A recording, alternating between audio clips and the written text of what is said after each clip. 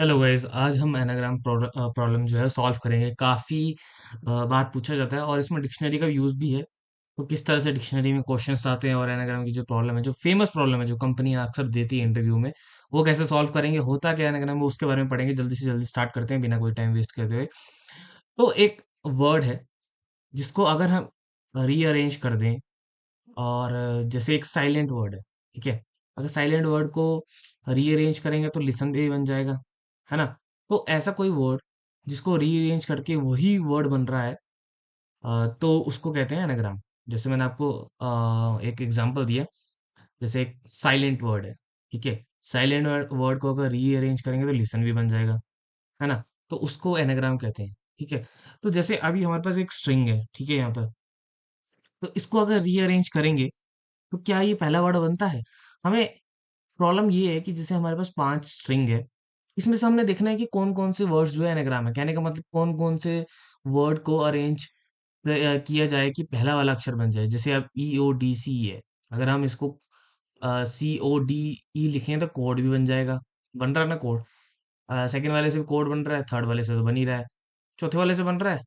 नहीं बन रहा है, तो इसका मतलब ये एनाग्राम नहीं है, ठीक है। बट अगर फिफ्थ वाले को रीअरेंज करेंगे तो ये फोर्थ वाला बन जाएगा, कॉस बन जाएगा, ए ए बी सी बन जाएगा। तो हमें वो एनाग्राम वर्ड्स ढूंढने हैं जिसके यहाँ पर रीअरेंजिंग वर्ड्स है। कहने का मतलब कि ईओडीसी के हैं, हाँ ईओडीसी के हैं। बीएसी के हैं, हाँ है। बट ये ढूंढने हैं हमें, ठीक है।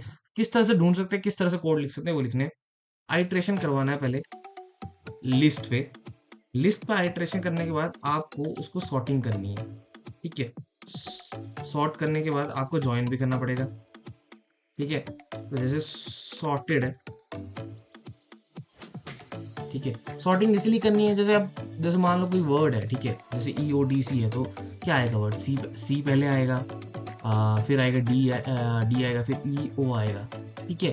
अगर अगले वाले को भी अरेंज करेंगे तो पहले क्या आएगा? सी डी ई ओ। तो इससे पता लगता है कि ये दोनों वर्ड जो है सेम सेम है। तो इसको अगर कुछ भी अरेंज करेंगे तो उससे वो वर्ड बन जाएगा। अगर सी पहले वाले से कोड बन रहा तो ऊपर वाले से कोड बन रहा, तो आप बोल रहे होंगे यार ये तो आपने दोनों बार सेम लिख दिया। नहीं नहीं, ऐसा नहीं है।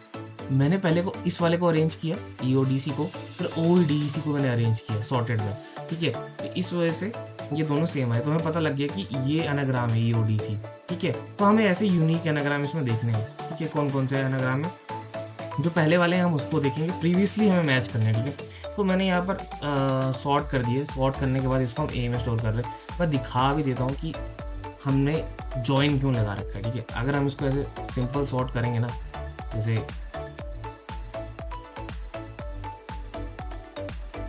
तो ये इस तरह से आएगा, ठीक है। इसको अब इसको जॉइन भी तो करना है। जॉइन करने के लिए इसीलिए तो लगाया था, डबल कोट लगाए थे। डबल कोट में कोई स्पेस नहीं देना हमें और जॉइन लगाना है, जिसकी वजह से ये प्रिंट होगा। तो इस तरह से प्रिंट होगा। प्रिंट करके भी दिखा देता हूँ।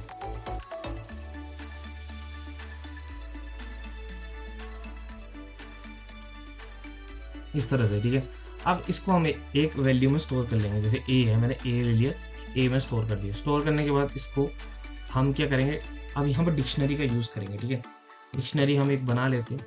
आपको पता है कि डिक्शनरी बनाने के लिए हम या तो डिक्ट कीवर्ड यूज़ करते हैं या तो कर्ली ब्रेसेस यूज़ करते हैं। मैं ले रहा हूँ डी वेरिएबल और मैंने कर्ली ब्रेसेस यूज़ किए हैं डिक्शनरी बनाने के लिए। डिक्शनरी इसलिए बनाने के लिए ताकि हमें पता लग जाए कि ये चीज़ दोबारा एग्जिस्ट करती ही नहीं करती। कहने का मतलब ये है कि सी ई डी ओ जो है एक तरह की है। की है तो की तो हमेशा यूनिक रहती है डिक्शनरी में।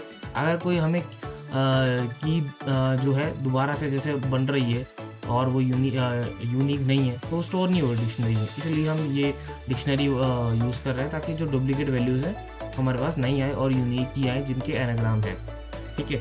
उसके बाद क्या करेंगे, हम इसको देखेंगे कि इफ़ ए में हम जो स्टोर करके बैठे हैं कि if A not in D, मतलब कि वो डिक्शनरी में नहीं होना चाहिए, ठीक है। अगर वो डिक्शनरी में नहीं है तो क्या होना चाहिए, उसको ई में अपेंड कर दो। ई क्या है? ई एक खाली लिस्ट है, ठीक है, एम्प्टी लिस्ट है। एम्प्टी लिस्ट को ताकि हम वो वर्ड स्टोर भी करना चाहते हैं, ठीक है। और उसको डिक्शनरी में भी स्टोर कर दो और वैल्यू दे दो 1, ठीक है। तो जब वैल्यू दोगे 1 तो इस तरह से ये दिखेगा। तो अभी हमको पता लग गया कि सी डी ओ और ए ए बी सी जो एनाग्राम है, बाकी वैल्यू स्टोर की नहीं हुई। ई ओ डी सी जो थी इसका सी डी ओ बन के इसने पहले स्टोर कर लिया, पहला आइट्रेशन एस एल वर्ड। अब दूसरा आइट्रेशन में आया ओ डी ई एस, तो इसने फिर से अरेंज किया, फिर से अरेंज करके इसने क्या बना दिया, सॉर्ट करना था इंक्रीजिंग ऑर्डर में। तो देखो सी आएगा, फिर डी आएगा, फिर ई ओ आएगा, ठीक है। तो यहाँ पर जब दूसरा वर्ड लिया ओ डी ई सी, तो उसने सॉर्ट करके क्या बना दिया, सी ई डी ओ। अब इसने सी ई डी ओ तो चेक किया, क्या सी ई डी ओ नहीं होना चाहिए डिक्शनरी के अंदर, तो ये तो था, इसीलिए इसने इसको दोबारा नहीं घुसाया।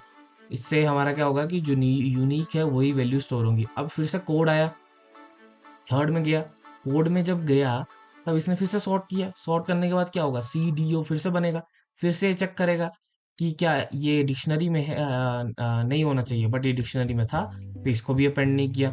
अब बी ए सी ए आ गया, अब इसको जब सॉर्ट करेंगे तो क्या क्या बनेगा, ए ए बी सी बनेगा, ठीक है। जब इसको सॉर्ट करेंगे इंक्रीजिंग ऑर्डर में, तो पहले ए आएगा तो ए बनेगा, दोबारा भी आया तो ए बन रहा है, ए के बाद बी आएगा, फिर सी आएगा। तो इसने देखा कि डिक्शनरी में है, नहीं है, तो इसने क्या किया, ए ए बी सी को डिक्शनरी में नहीं देखा, तो इसने क्या किया, पहले तो लिस्ट में इसको अपेंड कर दिया, जो हमारी एम्प्टी लिस्ट थी, और डिक्शनरी को डिक्शनरी में स्टोर कर दिया विद वैल्यू 1, कि ये वैल्यू देनी पड़ती ना की के साथ, तो 1 इसलिए हमने दे रखा है, तो इसने डिक्शनरी में स्टोर कर दिया। फिर ए ए बी सी आया, तो इसने ए ए बी सी को क्या किया, सॉर्ट किया, तो ए ए बी सी को सॉर्ट करेंगे तो ए ए बी सी बनेगा। इसने फिर देखा क्या ये डिक्शनरी में है, हालांकि डिक्शनरी में नहीं होना चाहिए, बट ये था, तो हमें इसकी ज़रूरत नहीं है, तो हमें पता लग गया कि ये पहले से था, तो इसको हमने दोबारा से घुसाया नहीं, तो इससे क्या होगा, हमारी यूनिक वैल्यू जो थी वो सॉर्ट हो गई। अब आपके पास कितने एनाग्राम आ गए, तो हम लेंथ निकाल लेंगे, कितने एनाग्राम थे इस लिस्ट में वो लेंथ निकाल लेंगे, और थे 2 एनाग्राम थे, ठीक है।